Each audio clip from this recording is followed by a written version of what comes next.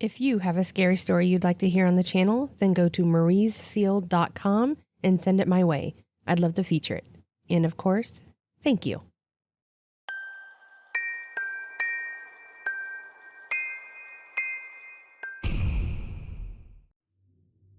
Hey there. I have a story I wanted to share with you that unfortunately happened to me. I used to work at a liquor store for a little over a year. I actually quit after this event occurred. I am a single first-time mother. My baby is almost 10 months old, so needless to say, she pretty much never leaves my sight. Sometimes my mom would visit and help me take care of her or watch her while I sleep at my place, but it's not very often as she lives about an hour away. That's more so when she just comes to visit on weekends. I'm in my 30s and had been with the same guy for the last 7 or 8 years until we learned I was pregnant. Then he claimed he never loved me, he was just here for the ride, etc., etc. So he moved out of the apartment we shared, leaving me to pay the rent alone, which I couldn't afford. After a nightmare of a move and more debt to deal with, I moved out too and at least found a place I could afford on my income. Before all of this chaos, I had a steady job at a staffing firm, irony, and they laid a lot of people off, which left me desperate to find anything that would pay me. That's how I ended up working at a liquor store. To my surprise, they treated us better than I expected. They even had benefit options and were flexible and willing to work with all of us when it came to our schedules. This was a huge relief for me because I didn't have someone that lived close by to watch my daughter, nor could I afford to pay for a babysitter or daycare. So I told the owners, which was an older couple, about having such a young child, and their wife, Darla, was smitten when she first saw her and told me that I was welcome to bring her with me, since it's not like she was going to be running down the aisles, potentially breaking things. This was such a huge stress lifted from me, knowing I could work and still keep an eye on my daughter. I usually stayed behind the counter at the register, and she stayed in her car seat. Darla actually brought in a small bassinet that she had brought specifically for me, and she kept it in the back room. When I worked, I would bring it out and set it up, which gave her a bit more wiggle room. They really did treat me like family. The pay was decent too, so I knew I would eventually need to find a job where I made more, but for the moment, I was feeling happy again and felt like I belonged, so I was definitely getting comfortable with the job. Anyways, sorry for the rambling. I didn't really have a set shift and would work days or nights wherever they needed me. This happened when I was working the closing shift, which was from about 5 to 11, typically till midnight after all the after closing work was done. It usually wasn't too busy, being a smaller store, so it wasn't unusual to be alone on the night shift, which I was okay with too. We had a few of our regulars come in as normal, but then after about 9 or 10 p.m. on a Tuesday night, it was pretty dead. I would turn on the TV that was behind the register and just watch something or play a game on my phone. The owners were okay with this, as long as when a customer comes in, we are paying attention to them. Maybe not watching them like a hawk, but checking the above mirrors to make sure they're not stealing anything and making sure you are giving them your attention. Made sense to me. So on this night, I had my daughter in the bassinet and she was asleep. I was playing Sudoku on my phone when the doorbell chimed and a guy walked in. I greeted him, and when all he did was look at me and quickly look away, I immediately took a mental note of what he looked like. Whether they are rude or suspicious, those people tend to stand out. Unfortunately, he was hitting both labels. He was wearing jeans and a gray hoodie with the hood pulled up. It had been raining and I could see the hood was a little wet, so at first I assumed that's why it was up. He had a bit of a beard growing that stuck out from the hoodie, but not much. And after opening the door, his hands remained in his pocket while he walked around. This is when I started feeling a little uneasy about the guy. I would glance up at the mirrors, and I would see him constantly looking up at it too, and would quickly look back down when our eyes would meet. I started watching his movement closer and noticed that he was looking around the store, not like he was trying to find something, but more so casing the place. This, again, started to worry me. We weren't in a bad or shady part of the city, and in fact, this store was part of a strip of stores, which actually had a small open bar at the end. So even though I was alone in the store, I was definitely not alone in the middle of nowhere. While doing my best to not let him notice my nervousness, I slowly dialed 911 on my phone and let it sit there without hitting the call button and slid it back under the counter. After he walked up and down every aisle, he came back towards the front while also looking down the back where the office was. He then approached the register, empty-handed mind you, and turned his attention to the small shooter bottles that we kept up front on the counter. He grabbed a few and laid them in front of me. I asked him if he found everything he was looking for. While looking down, he said, "Kind of." He looked up, making direct eye contact, and asked, "Are you here alone?" I at least wasn't stupid enough to tell him the truth, so trying to sound as intimidating as possible, I told him no and that the boss was in the back and asked if he wanted me to get him. He gave me a sinister smirk, declining my offer, and tossed a few bills at me. After giving him his change, he grabbed the bottles and put them in his pocket, which is when I noticed there was already something in his pocket. Something long. I wanted to scream right there, but to my surprise, he just left. I watched as he walked around the corner, and when he was out of view, I quickly went to lock the door.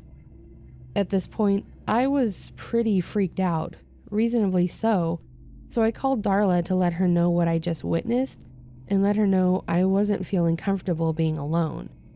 Thankfully, she agreed and understood and said she would have her husband, James, come down there. She also told me to keep the door locked and just let the customers in as they appear. This is what I meant by they were very considerate instead of just telling me to buck up. As far as I was aware, they had never been robbed before, so it was a pretty scary situation all around. Made worse in my opinion because I had my little girl with me. So I waited anxiously for James to arrive and just paced the front, watching my daughter as she seemed to be the only thing to calm me down. Unfortunately, this would come to an abrupt halt when I heard someone try to open the door. When I looked over at the door, my heart dropped, seeing the same guy. Except this time, I must have ruined his plans when he noticed the door was locked. I saw his face immediately turn to one of anger and aggression, and we then made eye contact. I froze, not knowing what to do, as my phone was on the counter, which was closer to the door. The door and two walls were just glass, so what was stopping him from trying to break it, or worse yet, how well would the glass hold with his banging and yanking on the door? Because that's exactly what he started doing. He began yanking on the door harder and pounding on the glass while yelling at me to let him in. I just kept telling him no and yelling at him to leave, but he wouldn't let up. My daughter is now awake and crying, and this guy is still yelling. I then noticed that his right hand, which he was using to bang on the door, was holding something, and when he would lower his arm to yell at me, I could finally tell it was a knife. I was in full-on panic mode at this point. I went to grab my daughter, ready to run to the back, when the glass finally broke. Thank God they have an alarm system that went off when there was glass breaking. So with my daughter in my arms, I ran to the back and locked myself in the bathroom, hoping he wouldn't try to go back there. Unfortunately, as I sat there, I realized I didn't have my phone on me, so all I could do was wait until someone came to help. It felt like an eternity, trying to calm my daughter while also trying to keep calm myself, when I started hearing someone call out for me. They identified themselves as an officer and said that I was safe, so I opened the door. I saw two men standing by the door in uniform, and they asked me if I was okay and led me outside where James and Darla and a few random people were. They hugged me and asked if I was okay, and also apologized that I had to go through that. We then all talked to the cops about what I saw, and thankfully, they at least had security cameras that recorded and saved every 24 hours, so we were able to provide that to the authorities. The guy also didn't get very far, as some people that were leaving the nearby bar could hear this guy yelling and banging, and one of them, in their drunken bravery, actually chased him down. I had to identify him, and man, I never thought IDing someone would be so unnerving, especially when they gave me that same smirk when pointing them out. Needless to say, I was pretty shaken up by this and told James and Darla that I didn't think I could do it anymore. They were disappointed to see me go, but also understood. I've been out of work for a little over a month now, and I'm incredibly thankful that my mom has been able to help me with rent and groceries this past month. Darla actually called me last week and said they were putting in reinforced glass and a much better door because of this, which was good to hear. But she also asked if I'd be willing to come back if I was only on days. I'm still mulling it over, as it was a decent paying job, but that night keeps replaying back in my head. Anyways, thank you for listening.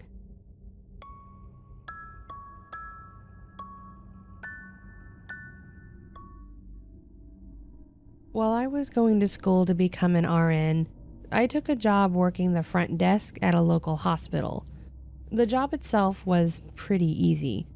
I checked people in and out, took calls and directed them to different units, scheduled appointments, pretty simple stuff. To be honest, the hardest part was probably dealing with the printer. Even better, I typically worked the graveyard shift.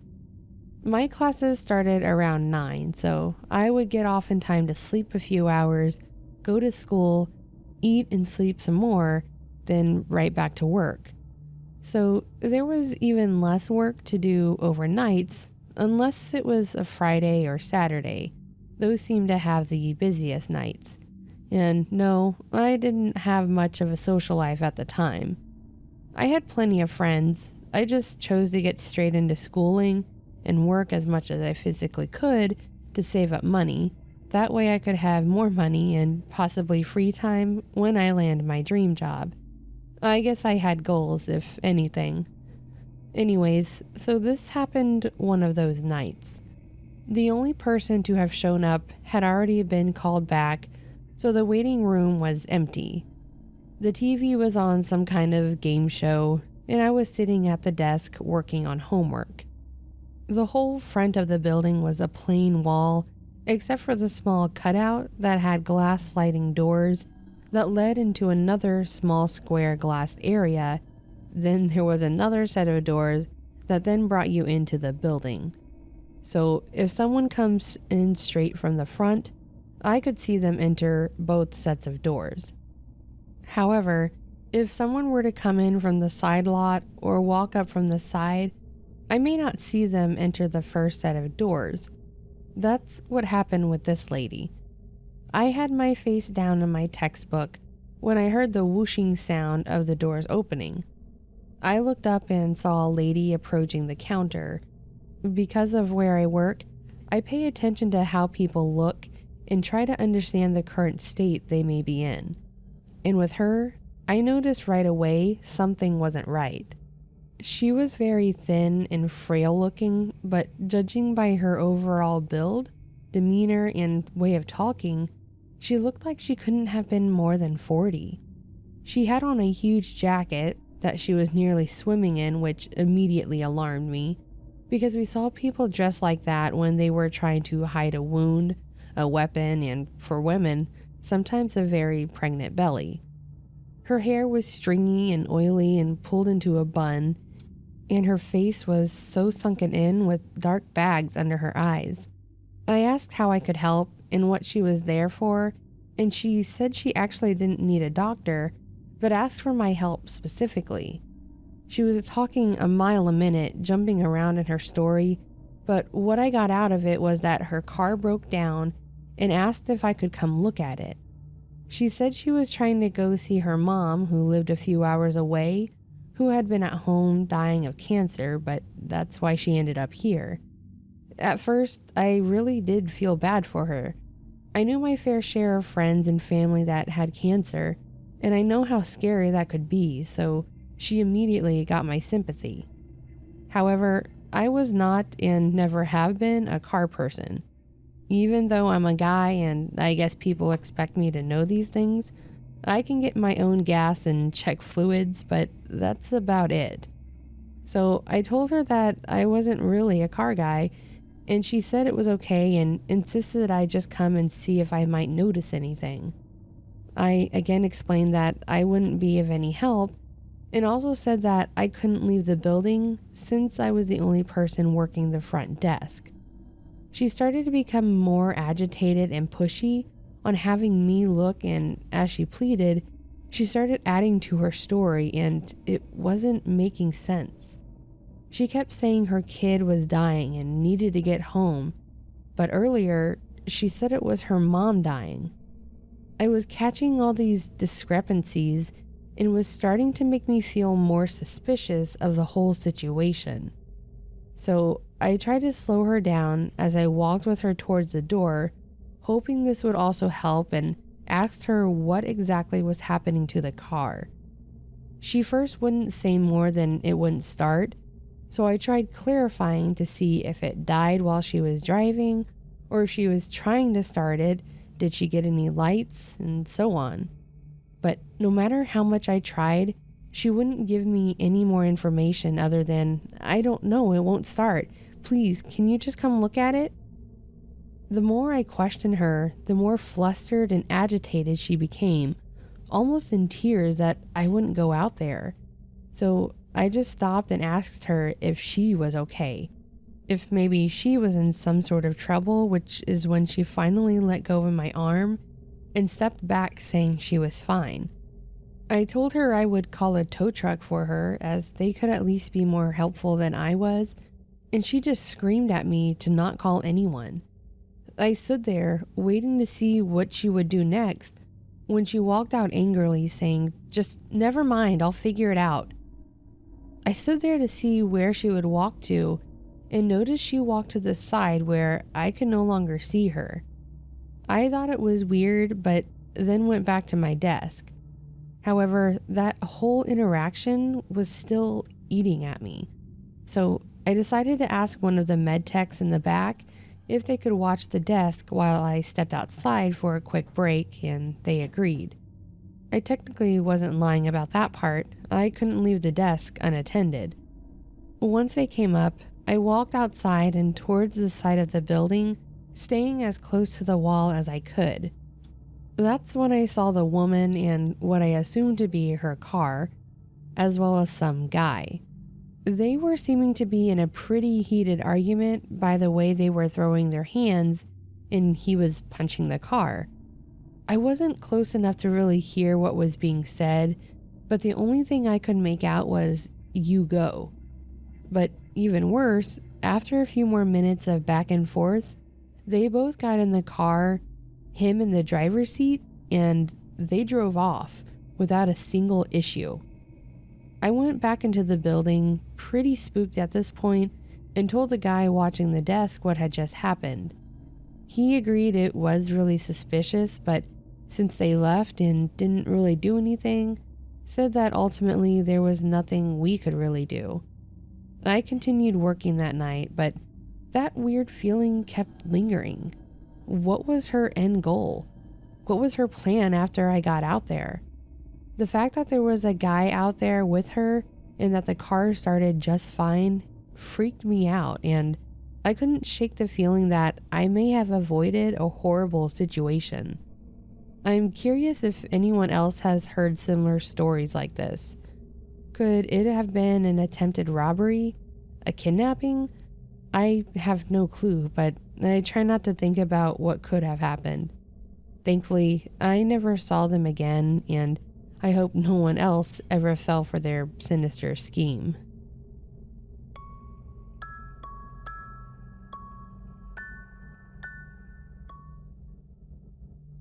This happened back when I was a teenager, probably about 15 years ago now. I lived in a smaller town where if something happened to you, the whole town seemed to know before the end of the week. This also meant people knew who not to mess with or talk about, if you catch my drift. I was just lucky enough to work for one of those people, and lucky that he treated me like his own daughter. I worked at a local pawn shop, and just in case, I'm gonna make up some names too. It was run by a guy named Tony. Tony was a big guy, physically and in popularity and personality. Everyone knew him and either was close to him, steered clear of him, or was on his bad side. My dad used to work for him and thought he was a good guy, so he suggested I apply at the pawn shop, thinking he would be able to help me get the job. Of course, it worked, and shortly after, his wife was showing me around and telling me how to use the register. I was mainly working after school, helping ring people up and cleaning up shelves. After I graduated, I continued to work there for a few years since I was making decent money and going to a local community college. That's when I really started tackling the night shifts and got to see a bit more of why Tony was so popular. You see, the pawn shop was a legit business up front. People were always bringing stuff to trade or have appraised. The size of the building was big enough to have quite the collection of stuff too, from housewares, toys, electronics, weapons, and a lot more. So there were plenty of purchases being made all day long. But at night, Tony had a whole other business being conducted in the back. He ran poker tournaments, and I'm assuming that definitely helped fluff the numbers for the shop, as well as why some people avoided him. As I got older and after I left the pawn shop, I learned that it definitely wasn't small bets going on back there. So while he had his games going on back there, he had someone running the front, leaving the store open often late into the night as a cover for why they were still there, I suppose. Once I turned 18, I started working that same late shift.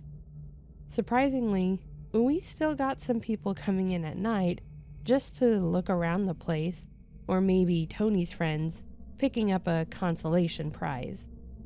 We also had people coming in at all hours with all kinds of odd items, looking to make some fast money. After watching others and being taught some of the simpler methods of inspecting items, I was able to offer prices as well. I also learned how to put my foot down and not get walked all over when it's not what they were expecting either. I also had Tony and Margaret on my side in most cases too. So when I had a guy come in with some old comic books, I expected it to be pretty routine. It was super late when this guy came in. I remember this because I figured it was just another one of those guys that was expecting me to not look too closely, thinking I would be tired or uncaring. I've had people come in with things as stupid as a rock and claiming it was part of the boulder that sealed Jesus in his tomb before he came back. The problem with this assumption was, 1, I don't half-ass things when my boss was Tony, and 2, I'm actually an avid comic book collector thanks to my dad. So this guy comes in with one of those bank boxes that was heavily damaged.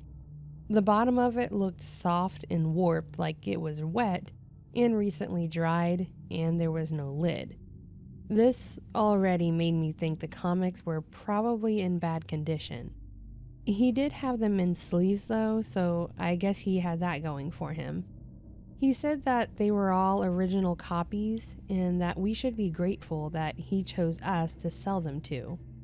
I started pulling out a few of them to inspect them, but I could instantly tell they weren't as rare and special as he implied. To not bore anyone with the details, I'll just say the most damning part was where the copyright and pricing was obviously altered as it was slightly skewed, and you could see a fine dark line like something was printed or stamped there. It wasn't raised like it was tape, but I've seen that too. Hoping to not cause a scene, I offered the guy like $25 for the box. There were probably about 100 or so comics in there, and I was expecting to throw them in the $1 or less comic bin, so we had to be able to make some kind of profit. The guy reacted like I had just kicked his dog, saying that he had rare comics in there. I told him that there may be some rare ones, but due to the damage most of them had, they're not worth it to go through each one separately. I then suggested he could take them to an actual licensed appraiser, and then he can come back and we can talk then, or he can sort through them himself. He then said that was the reason he brought them here, for me to do. Again, I told him that I wasn't a licensed appraiser, and I also didn't have time to go through his stuff, but he begged to differ, claiming that was my job. After some arguments and name-calling, I then said, fine, for that, I'll take the box for $10 or you can get out.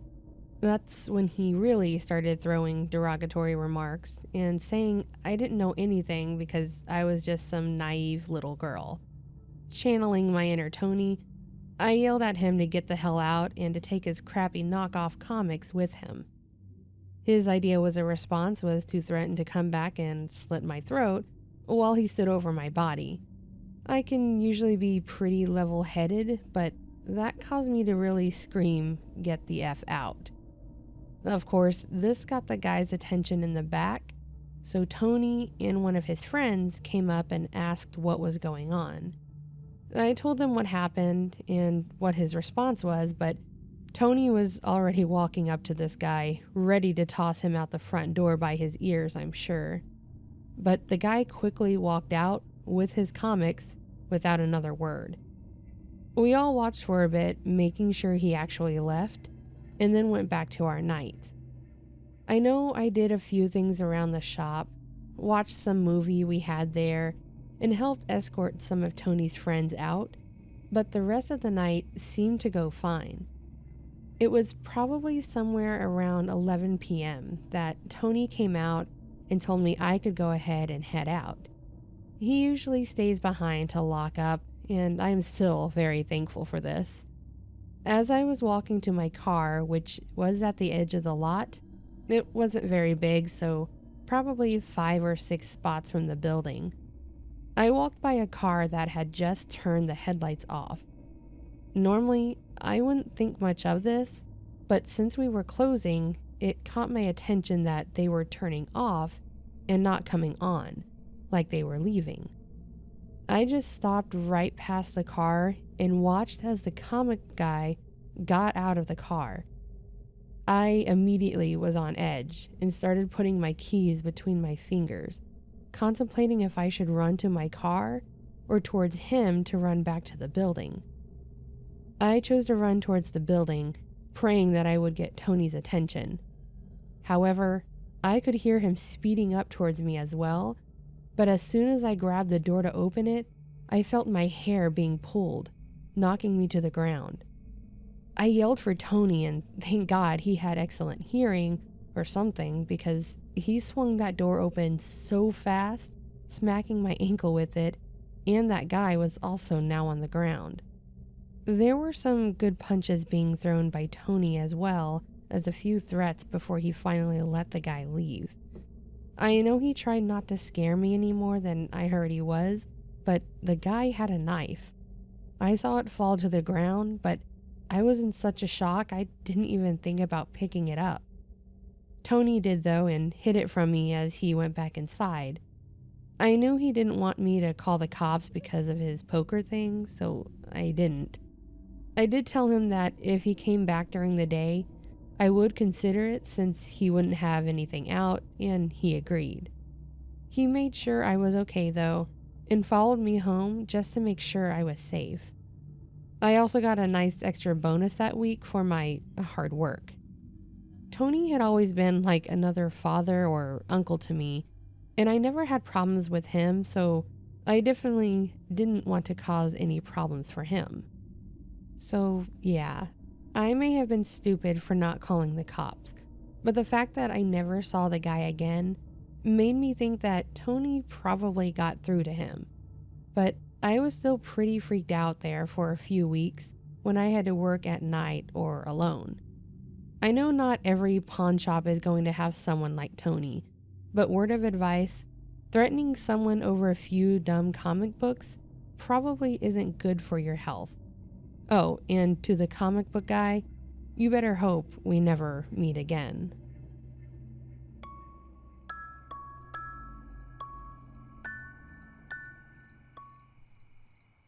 So that, my friends, was a collection of scary night shift stories. Stories about those brave enough to face those late night and graveyard shifts. I used to work at Walmart for about 3 years. That was a while ago, but I worked all kinds of shifts. Some as early as 7 a.m., I think, to as late as midnight. And, I saw some weird people there, as it goes. So to those of you still working those, I appreciate you doing that. You know who else I appreciate? All of you. So if you enjoyed this video, please do give it a like below. And if you'd like to hear more content like this, consider subscribing. And if you're already subscribed, welcome back. And lastly, don't forget to leave a comment on your thoughts or let me know what is your favorite song right now. I've had Alkaline Trio stuck in my head for a while, so that's what I'm on. But with that being said, my friends, I hope you have a fantastic week. And until next time, take care.